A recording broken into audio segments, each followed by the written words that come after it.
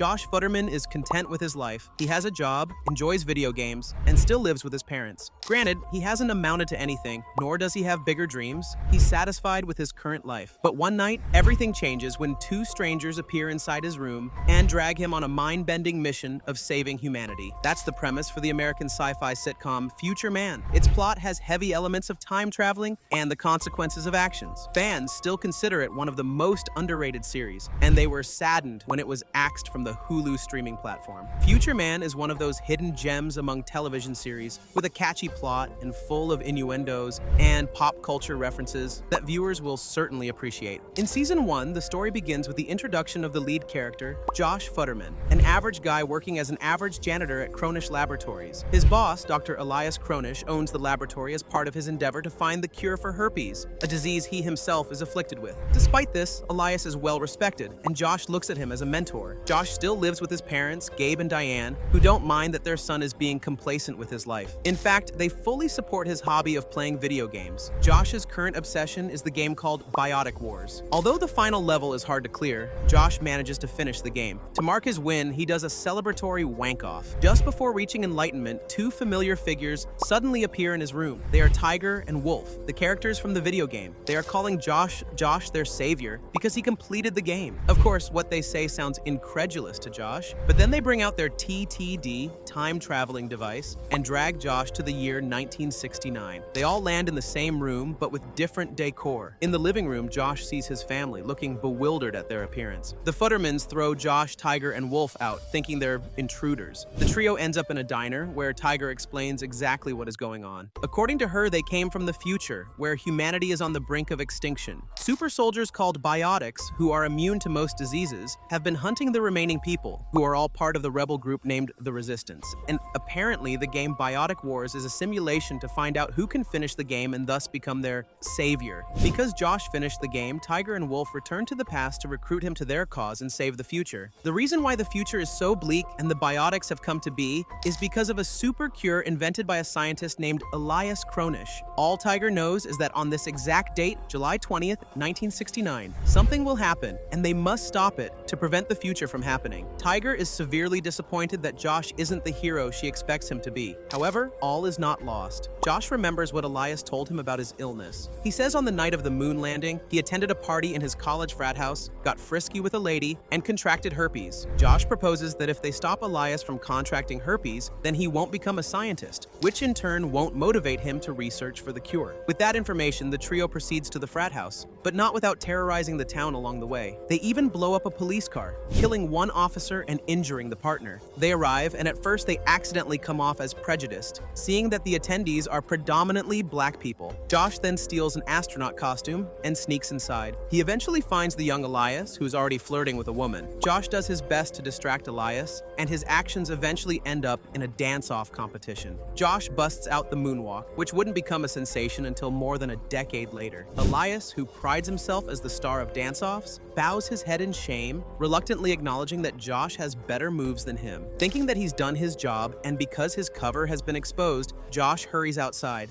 Meanwhile, Tiger and Wolf have created a barricade around the house, which has called the attention of the police force. To add to the chaos, the bikers have also arrived to avenge the employee who got his fingers broken. Tiger and Wolf effortlessly defend their barricade, and Tiger scratches Skarsgård, the police officer whose partner got killed in the explosion earlier. When they spot Josh signaling to them, they run to him. Together they return to 2017. They all think they've changed the future. They did, but not in the way they wanted. Kronish Laboratories still exists, which means Elias is still searching for the cure. There are also other significant changes as consequences of their actions, like the gun now hanging in Josh's house due to the intruder incident, and the technology company called Black Apple instead of Apple, thanks to Josh leaving his phone behind. Tiger and Wolf are disappointed that Josh failed in his mission, so now they resort to their original plan, which is to kill Elias Kronish. Josh is totally against this, so he goes to work to warn his boss. He finds out that Elias is not the sole owner of the lab in this future. Stu Camillo, the mean guy who always looks down on Josh, has a sizable stake at the company, and he's as mean as he's always been. Josh also finds out that because Elias felt deeply humiliated in losing that dance-off, he went soul-searching after, and that's how he contracted his illness. Josh warns him that some people want him dead due to reason. Because of this, Elias, he decides to make his research public and case those threats come to fruition, somebody can continue his work. A gunshot misses Elias. Tiger and Wolf have started their assassination plan, but it gets foiled when they're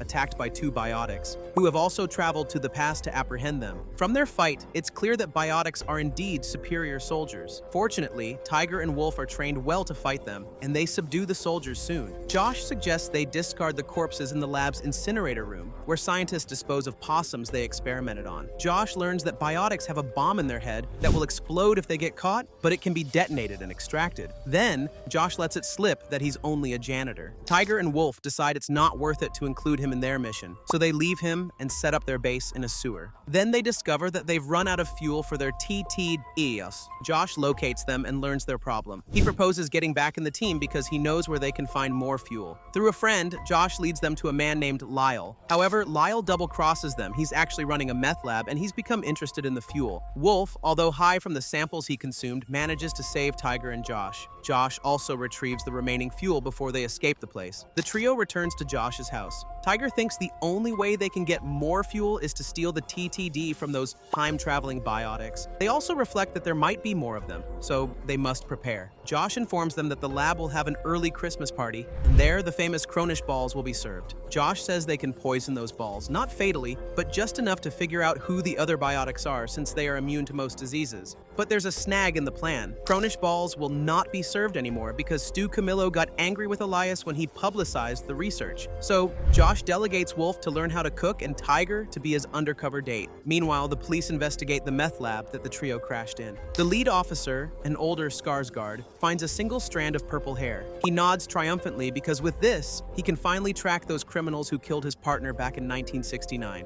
On the day of the party, Stu finds out about the Kronish balls that Wolf prepared and destroys them. Elias sees what he's done and he fires Stu on the spot, knowing Stu has a smaller company share than him. Wolf, who has fallen in love with cooking, works his magic and makes a fresh batch of Kronish balls. He then sprinkles them with just enough laxative and emetic to cause chaos. As soon as people take a bite of Kronish balls, mayhem ensues. Amidst the barfing and farting, only 3 people don't seem affected. Tiger and Wolf bring them down. Josh sees another trying to save Elias. To his great surprise, the remaining Biotic turns out to be Jerry, the company secretary. It's such a shame because Josh has a huge crush on her. Tiger temporarily disables the bomb inside Jerry's head by forcibly stabbing her with her stiletto. The trio brings Jerry to Josh's house, where they try to question and intimidate her. In the end, Jerry reveals to Josh she doesn't have the TTD, but the fuel it needs is called Cameronium, named after its creator, James Cameron. Although the shoe is still lodged on Jerry's neck to stop the bomb from going off, Jerry's head still gets blown off. Josh informs Tiger and Wolf about the Cameronium. Before they travel a few years to the future, Tiger secretly submits her DNA to a site, disturbed by the fact that she has no idea about her origins. The trio arrives in the future, where James Cameron has invented a lot of things, including the Cameronium. His house is guarded by an AI named Sigorne. At first, the AI is wary of them. In a surprising turn of events, the AI opens its artificial heart to Wolf after he listens to its woes. Because of this, Sigorne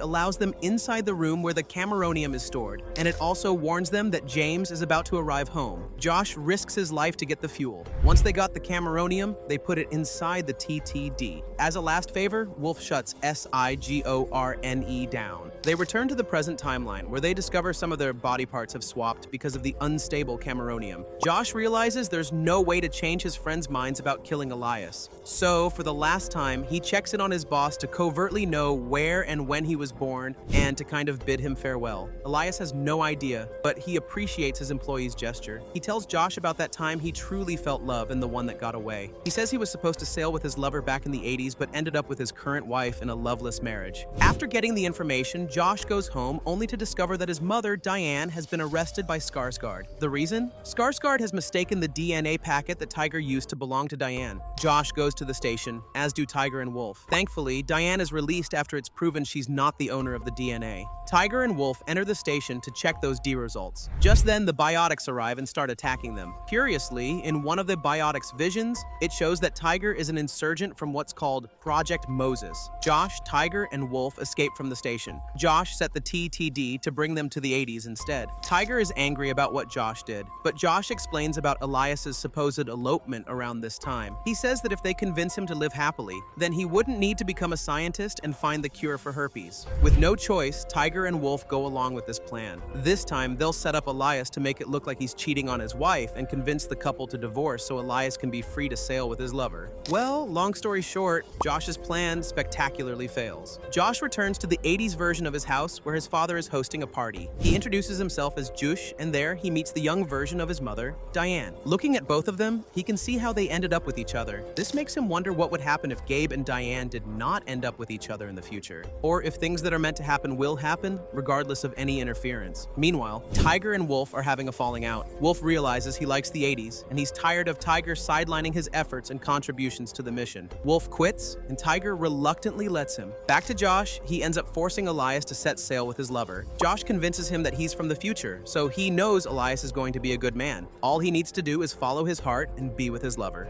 Finally, Elias agrees, and he goes to his lover, who's been waiting. Tiger arrives, and seeing that Josh has done his part, they return to the future, leaving Wolf to live his life here. But just like earlier, the future they arrive at is not what they wanted to have. In fact, it's become worse. Kronish Laboratories is now Cronitorium, which, according to Tiger, is the same building where the super cure was created. This means that the future they so desperately wanted to change is still about to come, only sooner. Tiger has had enough. She returns to the 40s without Josh to kill baby Elias. She meets the single mother Estelle Kronish, who welcomes her warmly into her home to live with her and her baby son. In the end, Tiger spends 3 years with them before Estelle remarries, and she never gets to kill the young boy. Tiger returns to the 90s where she learns about Wolf's fate. Wolf has become a famous chef, but Skarsgård, who zealously vowed to apprehend those who killed his partner in the 60s, has cornered Wolf, leading to his self-murder. Tiger decides to save Wolf from his fate, and together they return to the new timeline where she left Josh. As it turns out, Josh has a quite different life here than in his original timeline. Josh is known as Jouch as a result of changing his name back in the 80s. He's thriving as an esports player, but he's never played the Biotic Wars. Josh is actually okay with this because for the first time, he's doing something worthwhile with his life, and he's tired of the expectations that Tiger and Wolf placed on him. That is, until he discovers what he did in this timeline. He, or the Josh Futturman of this timeline, has gone to court to declare Gabe and Diane mentally incompetent, which they understandably hate him for. Wanting to return to his parents' and original timeline, Josh helps Tiger and Wolf again. Josh has met the Jouch of this timeline, whom he accidentally kills. This makes Josh think Tiger and Wolf also have other versions of themselves, and in order to summon these versions, Josh must play Biotic Wars again. Meanwhile, Tiger tracks Stu to gather information about the Elias Kronish of this time. Stu is a people-pleaser in this timeline, and he easily falls for Tiger's caring attitude. Stu reveals that Elias plans to announce something important soon. Tiger thinks it's about the super cure, so once she's gotten what she wants, Tiger drops the pretense and leaves Stu sleeping. She returns to Josh's house just as Josh succeeds in finishing the video game. As expected, 2 warriors travel back to their time, but they are Owl and Dingo. They reveal they're the only ones left, as Tiger and Wolf died in the future. This implies that Tiger's team in the future has always been meant to die, regardless of who survives. With the 5 of them working, they hope to stop Elias from revealing the super cure. On the day of their operation, things don't go to plan. Dingo turns on them while Owl gets infected by a brainworm. Josh has no choice but to use the incinerator chute to go inside Elias's office and carry out the mission. He instructs Tiger and Wolf to return to the future once they get his signal. Despite all his failed plans, they know Josh will keep his word. So Josh, after a few minutes, finally enters Elias's locked office. There, he learns that Elias never contracted herpes from this timeline, and he actually lived a happy life after eloping. But his lover died from an infection, which still gave him the motivation to search for a cure. Josh explains how this cure will lead to the creation of biotics in the future and humanity's extinction. And the only way to stop it is for the cure not to be revealed and for Elias to die. Elias is disappointed to know about the impending fate of his cure, but he understands that sacrifices must be made. So he injects himself with concentrated virus and infection enough to take his life. Josh sadly waits as his mentor fades away. Outside of the office, Tiger and Wolf try their best to buy some time despite getting heavily injured. At least Tiger is faring well, especially especially against the poisoned gas released by the Biotics. At last, they receive Josh's signal. Using the TTD, they return to a hopefully different future. Josh escapes the building just before it explodes, thanks to the bombs planted by Tiger and Wolf. Finally, peace at last. But Skarsgård is right there waiting to arrest him. In the end, Josh gets blamed for the bombing of the Kronitorium and the death of Dr. Elias Kronish. He's now serving his life sentence in a mental institution. Season 2 opens with Josh trapped in a simulation. As it happens, while serving his life sentence as Josh Futturman, time rogues have kidnapped him and brought him into the future. They subject him to several simulations in which they're trying to know more about Stu Camillo. But for some reason, Josh crashes the simulation and he wakes up. One of the time rogues named Athena explains what's going on. She's a member of the Pointed Circle, an underground rebel group that aims to bring Stu Camillo down. As to why? It's because he's the one who created the super cure and now he has ominous plans to take over the world. Athena makes it sound like Josh is their hero because he crashed the simulation, which has been intended to bring Stu down. She convinces Josh to join their cause. However, he later learns that they're actually going to kill him instead. Josh chooses to escape rather than face this gruesome fate. As for Tiger and Wolf, they have successfully returned to the future, the same one Josh is in, although they don't know it yet. They see the plaque about the bombing of the Kronitorium, which tells them that Josh succeeded. But they become greatly confused when they return to where the resistance base should be. Instead of an entrance to the sewers, there lies a great field of giant beans, and people are living above the ground instead. The people are familiar, but they don't seem to recognize Tiger and Wolf. In fact, they threaten Tiger away while they keep calling Wolf Torque. Since Wolf needs immediate care due to his injuries, Tiger left him there. She travels the dry lands until she comes upon a futuristic settlement called the Mons. Through an AI named Cassine, Tiger learns another point of view of the future. The super cure was still created, but instead of forcing people to have them, like what she knew from her timeline, the government actually only gave them to a handful of people. This caused the 100-year global war. Another surprise comes when Tiger learns that Stu Camillo owns the Mons settlement, and he's the one who created the super cure. This version of Stu is an augmented intelligence system, which means his consciousness has been uploaded to virtual reality. He explains that he created the cure thanks to a strand of hair Tiger left back when she visited him. And remember that little detail about Tiger being an insurgent from a biotic project? It turns out she has biotic genes. That's why she didn't know who her parents were, and she was immune to the poison gas. As for the people injected with the cure, their descendants are now living at the Mons and are training to go to Mars. Because of the war, humanity has greatly depleted Earth's resources, and Stu's solution is to convince people that going to Mars is an alternative. As if these facts are not mind-blowing enough, Tiger learns that Stu has adopted her exact version in this timeline. Her name is Tyann, whom Stu calls their daughter. Tyann is insufferable, especially towards her father, and she's adamant with her decision not to go to Mars. Because of all this information overload, Tiger feels the need to get away and do something. Meanwhile, Wolf is taken care of at the settlement, which used to be the Resistance, except now it's called the New Above Ground, or NAG. The people living in NAG never lost to Biotics, as they call them. Rather, they are the descendants of those who were never given the cure, and so they have formed their own settlement, whose culture doesn't stray that far from what Wolf knows. However, in this future, he's known as Torque, has 3 wives and 2 husbands, and has a daughter named Lugnut. Apparently, Torque has been missing for 2 years. That's why his return is celebrated. At first, Wolf wants to reunite with Tiger, but he finds himself enjoying this new life and identity. Then he meets Josh, who's been brought to the NAG when a raider found him in the desert. He saves Josh, and as they catch up with each other, Tiger pops out from a secret entrance to tell them they have to retrieve the TTD to leave. The trio reunites, and Josh informs them of everything he learned about the Pointed Circle and their plan to bring Stu down. He leads them to the cave where he learns more horrific details about the group's plans. They have actually kidnapped several versions of Josh from different timelines to test their simulations, and unfortunately for all those Josh, they end up dead. And there's only one remaining, the current version of Josh, whom they named J1. Unfortunately for the trio, they never found the TTD, and Athena, whose real name is Dr. Hogaveen, who actually works for Stu,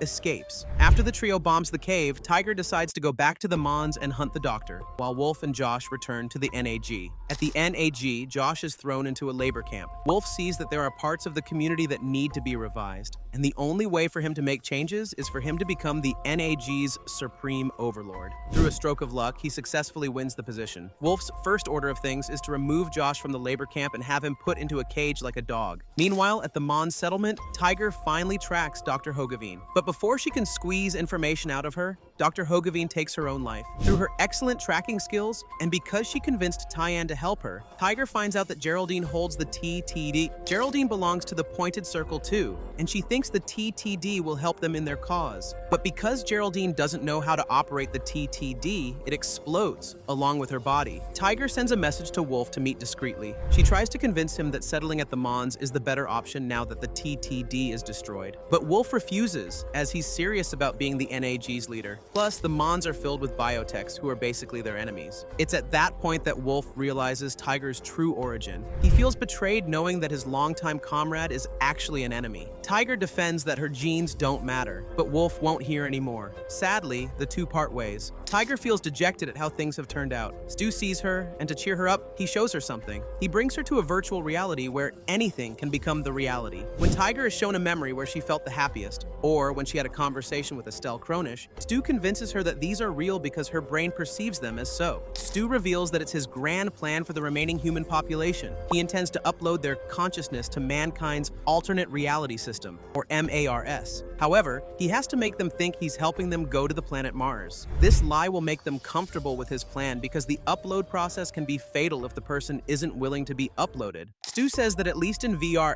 everyone can live their chosen reality. After this revelation, Stu leads Tiger to a highly secured vault where he keeps a piece of his brain, his only remaining physical aspect. This is Stu's core processor, and he has not allowed anyone to enter, not even Tyann. What follows is some sort of an intimate moment between Tiger and Stu's brain. Now that Stu has Tiger with him again, he orders soldiers to attack Wolf and Josh at the NAG. This fails as Wolf manages to subdue the attackers, and Josh escapes. Josh meets with Tiger, who brings him to the Mons to be rescued. Wolf follows because he wants to confront Tiger and Stu for the attack. As the trio argues, Stu chimes in. Josh, who's already at his limit, yells at Stu to shut the hell up. Suddenly, Stu glitches, and everything around them goes on red alert, and someone shoots Tiger with a tranquilizer. When Josh and Wolf turn around, they see it's Tyann, looking normal and very serious. It turns out Tyann is actually a member of the Pointed Circle and has the codename Achilles. In a flashback, it's revealed that Hogaveen used to be Tyann's governess, and she was the only one who can calm Tyann's irrational behaviors. Eventually, Hogaveen recruited Tyann to the Pointed Circle, and she showed her Stu's narcissistic and sociopathic side, especially when he was just experimenting with the consciousness upload. Hogaveen strictly warned Tyann to never agree to go to Mars given its true nature, and that would certainly delay Stu's plans. Thus, Tyann was given the nickname Achilles. Around that time, Tyann also met the real Torque, whose main mission was to hack Stu's OS and find his core processor. Unfortunately for Torque, he didn't survive, and his family was never informed about what happened to him. In the present, Tyann's most probable plan is to upload Josh's consciousness into Stu's OS and cause a crash, like what he did with the simulation. Apparently, Josh is Stu's weakness due to the Gladiatorial bombing. Although this will mean death, Josh agrees with the plan. On the day of the Mars upload, Josh infiltrates the lines. He does this by eating peanuts, making his face swell, and becoming Nutface Josh. He successfully reaches the chamber where the upload will happen, and that's where Stu spots and recognizes him. Tiger sees him too, but what horrifies her is what Stu plans for Josh once he gets uploaded.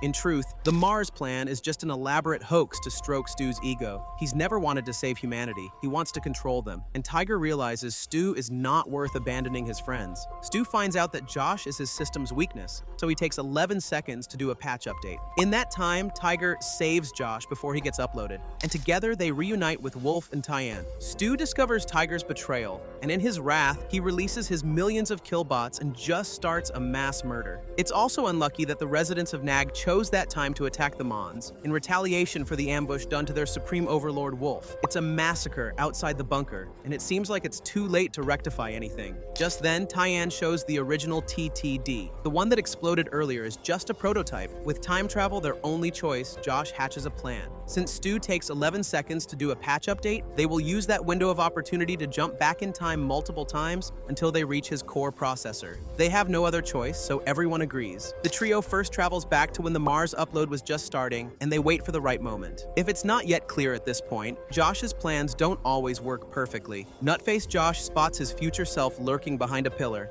and then the trio kidnaps past Tiger to convince her to switch sides, but they end up knocking her out. This necessitates Tyann to act as a stand-in and to ensure that Stu will still recognize Nutface Josh. Eventually, the trio receives the signal, and they start their rapid time jumps. At first, nothing seems amiss, but they realize they have inadvertently created several versions of themselves. One Josh grabs the TTD and runs away, while another version of the trio gets lazy and doesn't follow the plan. The original ones ahead are confused but still push through. They manage to enter the chamber before the security gets triggered. Although they don't see it, they know their clones have been brutally massacred along the chamber's hallway. After his patch, Stu realizes that Tiger, Wolf, and Josh have infiltrated his core processor. He tries to plead, but unfortunately for Stu, this is the end for him. As the trio bash his brain, Stu's virtual image changes from solid 3D to Minecraft blocks to pixels until he's no more. The trio cheers with their success, but right at that moment, two men appear in front of them and bring them somewhere else. The next thing they know, Tiger, Wolf, and Josh find themselves inside a glass prison. They have been transported to the year 3491, a good millennium from after the events at the Mons. A man named Susan St. Jackalope enters their chamber, informing them that he's arresting them for their crimes against time and the universe.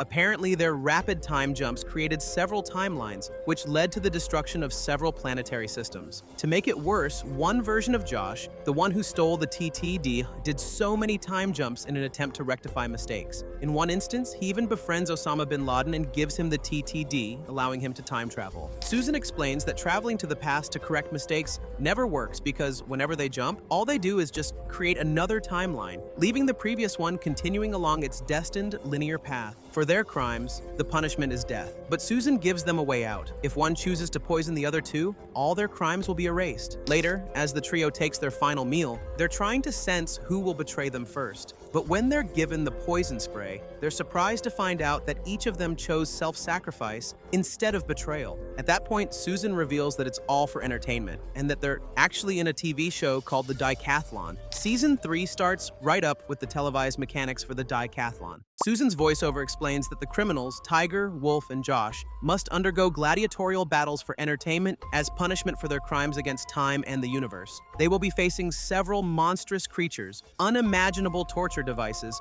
and other man-made abominations specific to this show. Meanwhile, the trio are inside the lift that will bring them to the arena. Right as the doors open, Josh becomes the first blood as an arrow incapacitates him from joining. Later, he finds himself submerged in goo, which, according to Susan, is a medical miracle of the future. So Josh gets proper treatment, all while being watched by anticipating viewers. On the second day, Josh notices Tiger and Wolf repeating their conversation from yesterday. And like yesterday, he's the first one to get eliminated. Every day, the whole shenanigan of before entering the arena gets repeated, and he's always the first blood. It's like a bad cycle of events. It's the red headband that Tiger and Wolf wear that wipes their memories of the other day, and this makes Josh realize the true horrific extent of their punishment. Making it bizarre is the bodiless voice he hears. At first, Josh thinks he's cracked, but when the voice gives him instructions on how to escape, Josh believes the voice is the savior. After 2 months of repetition, Josh has gathered the materials he needs to escape thanks to Tiger and Wolf, whom he manipulated to bring those materials. And fortunately, Tiger and Wolf join him in his grand escape. Susan and his crew get humiliated when they broadcast the acidic hole Josh made. Because of this, the National Guard steps in, led by Marshal Mathers, Susan's rival. Their names can get confusing because of cross-gender names. But anyway, Mathers threatens Susan that she will get his family if the criminals are not apprehended soon. Well, the criminals are hard to track because they keep jumping through time. After stealing a pocket time watch, Tiger, Wolf, and Josh have jumped several times to medieval France, ancient Japan, World War I, and finally to the 1600s, where they camp near a Mohawk settlement. Their jumps leave traces, though, so Mathers uses this and sends the killing machine and a troop of time cops to apprehend them. At their camp, things have started getting out of hand. Tiger, giving in to her killing instincts, starts hunting the nearby white bear. It's like she lost her purpose and initial motivation to fulfill her mission, which frankly at this point has become unclear. Wolf suffers from his ego because he realizes he still wants recognition for himself. That's why he can't help but meddle in the affairs of those they mingle with. He feels validated when people see his effort. And Josh is kind of lost at the moment. He believes the voice guiding him belongs to God, and so he adamantly believes he's doing the right thing. At the same time, he also has had enough of Tiger and Wolf belittling him. So, when Wolf leaves him alone in their camp, Josh finally decides to leave and to climb that hill that the voice has been urging him to do. He gets goaded when he sees a literal sign that says yield, making him believe he's doing the right thing. He doesn't see the other materials falling from the sky, all from different timelines. When Josh reaches the top of the hill, he sees a hut, and inside the hut, he gets the greatest disappointment of his life. The voice that's been guiding him all this time belongs to none other than Osama bin Laden, the version that time travels. travels. Apparently, Bin Laden has been waiting for the original Josh to arrive, so they can both go to the Haven, a secret paradise where they can live forever. At that point, Susan suddenly arrives, not to arrest Josh, but to help him avoid the time cops. Josh accidentally shoots Bin Laden. Susan convinces Josh that he's there to help, and as proof, he gives Josh a packet of goo to heal his injuries. Tiger and Wolf arrive too, after they learn that Josh left them. Susan explains that his motivations have changed. His family has been threatened, so he's chosen his family over everything else. He makes a deal with the trio. He can erase all records of their crime from all time if they help him locate the Haven. It's not the promised paradise as Bin Laden believed, but a secret lair for criminals. Susan asks them to use the geolocation cubes to put the Haven on the map, and after that, they can do whatever they want. They agree with the plan. Tiger plans to go back to the sewers in her original timeline, while Wolf wants to go back to the 90s and establish Cabo Wabo. And for Josh, he wants to return to his original timeline, be with his parents, and have his memory of all these things removed from his mind, including the memories of Tiger and Wolf. The trio travels back to Iowa State University on December 31, 1999. They can already see the signs of temporal decay, or when time overlaps, making the past, present, and future exist simultaneously. Josh remembers that during this time, there was a rumor about a computer glitch that would cause absolute global pandemonium, but nothing happened. Their task becomes clear. Go to the computer lab and stop that glitch. Thanks to the thick cords snaking around the dormitory, the trio finds the student who would be responsible for the glitch, but it's too late. Tiger, Wolf, and Josh get transported to a place where time has become irrelevant. They enter the gates of Haven, where things get even wilder. All the prominent figures in history are there: Lincoln, Marilyn Monroe, Gandhi, and even Jesus Christ. It turns out Nutface Josh and several other versions of Josh created during their rapid jumps have gathered all these people and brought them here. That's why they all revere Josh as their savior.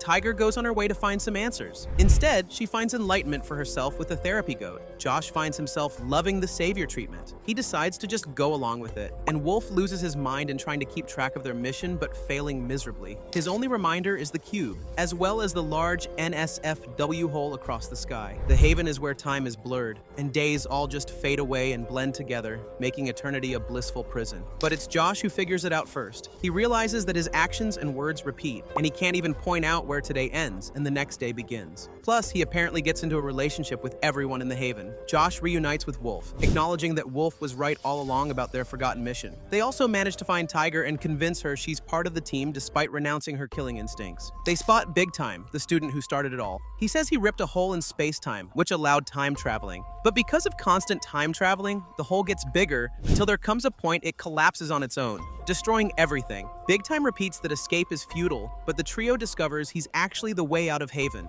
They return to Earth that's on the brink of destruction. They meet Susan, who tells them there's only one chance to make things right. Susan tells them that despite infinite timelines created, there's only one moment that's unique and singular. The moment Big Time opens the rip hole to the Haven. The trio must go back to that specific point to stop Big Time from doing so once and for all. The only caveat, they will never get to time travel again. Josh asks to be sent home first and have his memory removed. However, he's had a change of heart. As Tiger and Wolf deal with the time cops, he's the one who finds Big Time. Well, this guy never intended to create such chaos. He accidentally gave everyone in his dorm a computer virus, and although no one knows it yet, he intends to send another virus as a cover and blame it on Y2K. Josh realizes Big Time is just like him, thinking he can fix things. In the end, he chooses not to return home, and he convinces Big Time to own up to his mistakes. With a little bit of grace and courage, he can surely overcome his past blunders. Thankfully, Big Time listens to him, and he doesn't press the button. Josh successfully stops the rip hole from being created. On the downside, he can never return to his original timeline. He returns to Tiger and Wolf, who are proud of what he's accomplished. In the aftermath of the events, Tiger becomes a shepherd, with the changed killing machine as her assistant. Wolf becomes the CEO of a Fortune 500 company, and Josh. He's content to watch over the little Futturman family, knowing that the young boy will eventually grow into a hero in his own right. The season ends with an interesting and funny, based on a true story disclaimer. So if you have watched the series, comment down below if you have caught the joke. See you in the next recap.